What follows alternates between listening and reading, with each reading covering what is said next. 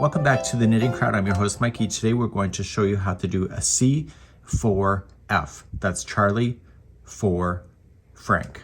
And what this is going to do is that it's part of the cable and it's using 4 stitches just like you see, and we're going to be cabling on the front side of this. So what we need to do is that this is a cable needle, and so you can have different shapes, but I want to slide the first 2 on to this. So I go far enough so that I can hook it and pull it off. So I do the first one and then I do the second.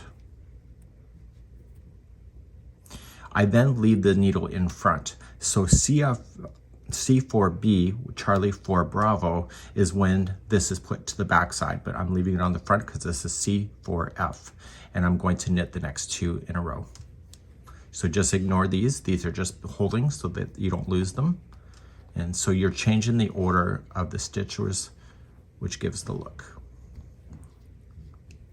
Once that's done, the 2, you were going to move this needle down and you were going to use that and start being able to do it. If you're too tight, it gets a little awkward, and you're going to knit those 2 into position and get them on the needle, and it changes the order of the stitches with putting this exactly like this.